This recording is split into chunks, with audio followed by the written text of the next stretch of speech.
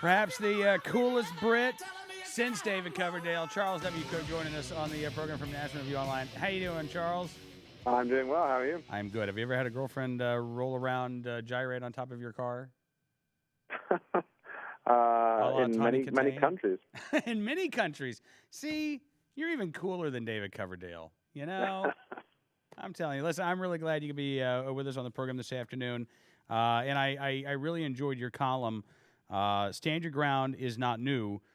This is not new news, but there are a lot of reporters and pundits out there who are completely ignoring this fact. Yeah, well, they misrepresented it from the start, and indeed its relationship to the Zimmerman trial. What they haven't perhaps misrepresented, although this is entirely inadvertent, is its relationship to gun control itself.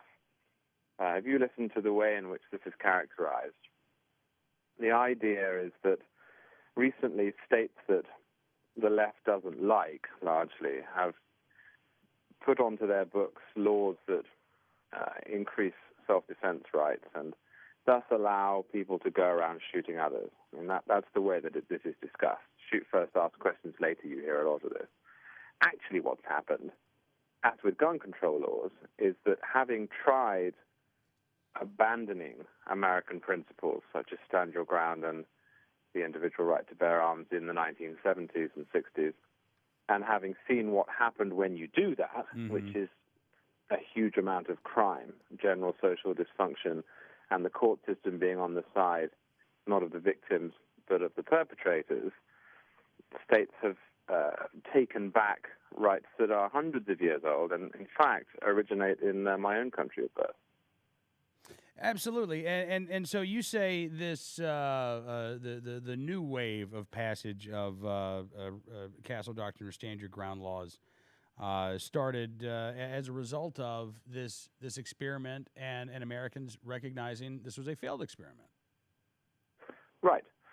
So in the 1970s, and it might surprise people to learn that Texas was among these, including many of the what you might call frontier states. They decided that there was, in fact, a duty to retreat, that human life was too precious. And this, as everyone listening will know, came along with stricter and stricter and stricter gun control laws. The 1968 Gun Control Act, for example, was the start of it. And that period ended in around 1989, and now we're on a bit of a wave at the state level with concealed carry and some constitutional carry.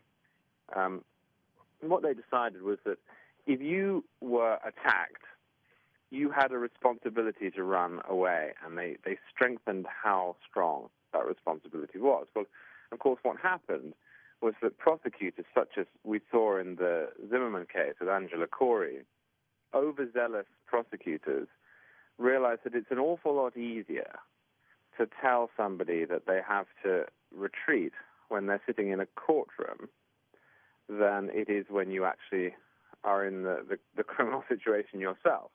And so people were going to prison for a long time for having defended themselves.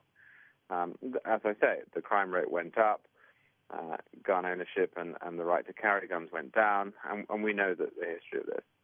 And so states moved to reinstate what was just an unspoken, universally acknowledged system prior to the 70s. Of course you have the right to defend yourself if someone comes up. And no, we don't have to get juries to focus too far on did you have to run away. What the jury has to focus in on is who started it. That's the key question. Right. Once you've been hit in the face or somebody has put a knife or pointed a gun at you, if you then kill them, well, I'm afraid they started it. That's their problem. And now we seem to be going back to a more sensible solution. I just hope that the poor coverage of this Zimmerman case doesn't slow that trend.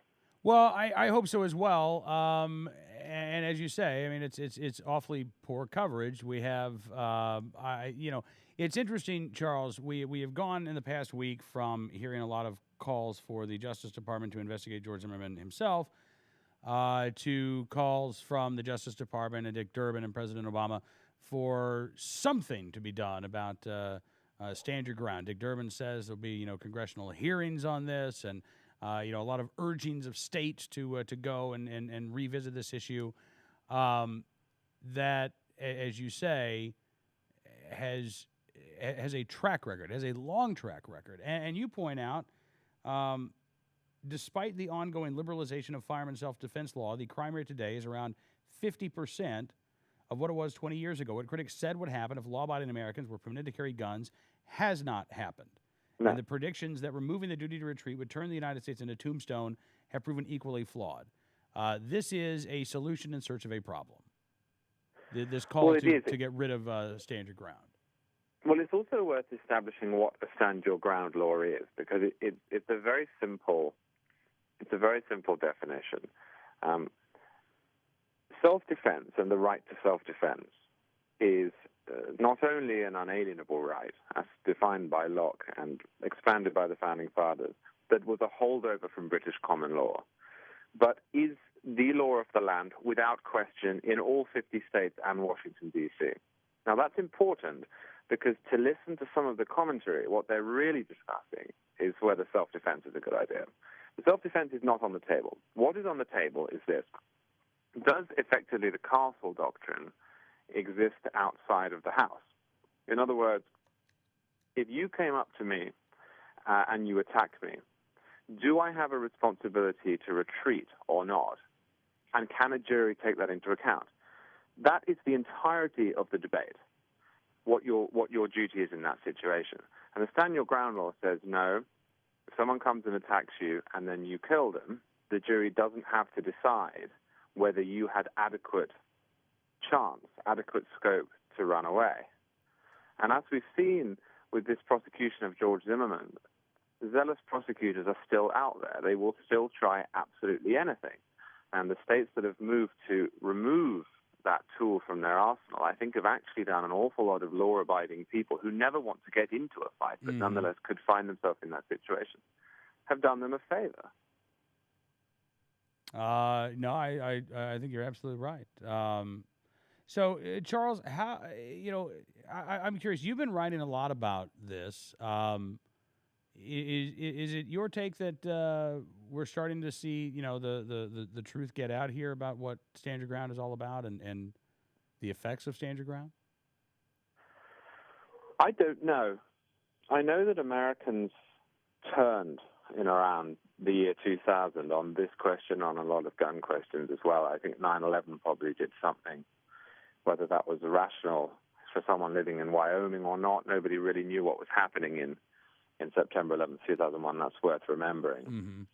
So I know that the perception, the calculation here changed. And in general, I think it's probably still more on the side of stand your ground than not now. It is worth pointing out, though, that many of the constituent parts of what got us here are not necessarily known by the public. And if the left succeeds in selling the idea that these are new, out-there ideas that are leading to high-profile deaths, then you might see, the people on whom we have relied turning. Back 10 years ago, it was fairly easy to convince, it seems, suburban Americans, look, there are bad people out there. They don't obey gun laws. They don't care what the law is. You need to be able to defend yourself. But if those people start feeling as if these laws, rather than being mainstream and normal, the aberration having been their abolition, if those people start thinking these are out there laws, then maybe we'll see a turnabout. So it's very important that people are educated as to what it is that we're talking about, because the last time that we tried to get rid of these, it was a disaster. Absolutely right. I think you're absolutely right. But, again, I think there's so much importance placed right now, not on having an honest discussion about stand your ground, but on, I'd say, vengeance, retribution.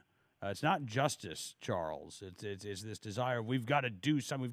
We've got to get back at George Zimmerman, or get back at this tragedy here, and it's beyond even stand your ground. I mean, you look at the New Republic and this ridiculous correction that they've now issued in their article about George Zimmerman, where Okay, so yeah, George Zimmerman was not calling 911 46 times over a period of 15 months. He made 46 calls over 7.5 years. And no, he didn't report a little 7-year-old a black kid as being a suspicious character. He was actually worried about this young boy being by himself and no parents around. This is Charles. It is so. It has to be so incredibly frustrating for you. I know it's frustrating for me to see this lack of interest in actually having an honest dialogue. Well, it is. The Zimmerman case has been marked by this, though. Yep.